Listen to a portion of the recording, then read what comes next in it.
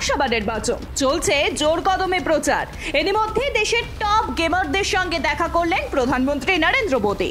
তাদের সঙ্গে দীর্ঘক্ষণ আড্ডা দিতে দেখা যায় তাকে। শুধুমাত্র কথাই নয়, নিজেও মোবাইল গেমিং এবং ভিআর পরখ করে দেখেন।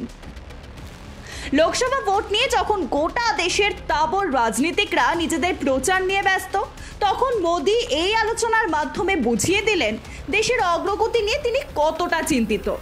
গত কয়েক বছর দেশের গেমিং ইন্ডাস্ট্রি এক নতুন ইতিহাস লিখতে শুরু করেছে। একটি স্বতন্ত্র ক্যারিয়ার অপশন হিসেবে উঠে আসছে গেমিং।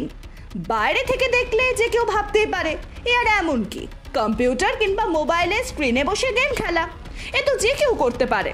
কিন্তু এটাও যে কেরিয়ার হিসেবে বেছে নেওয়া যায়, এর জন্যেও যে যথেষ্ট অধ্যাবসায়, ধৈর্য ও পরিশ্রমের প্রয়োজন, তা প্রধানমন্ত্রীকে জানান গেমাররা বলেন, যারা ই স্পোর্টস খেলেন তাদের গেমিংয়ের জন্য প্রতিদিন 6 থেকে 7 ঘন্টা করে সময় দিতে হয় নিজেদের প্র্যাকটিসের জন্য।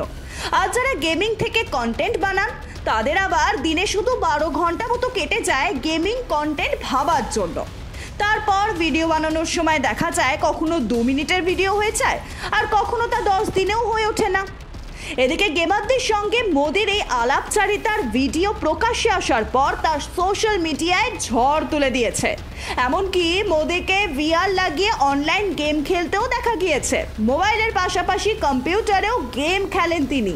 বিশেষজ্ঞদের মতে মোদির গেমারদের সঙ্গে সাক্ষাৎ দেশের গেমিং কমিউনিটিকে আরও জনপ্রিয় ও মজবুত করে তুলবে। এর হাত ধরে আসবে বিনিয়োগও। ব্যুরো রিপোর্ট, রেতম বাংলা।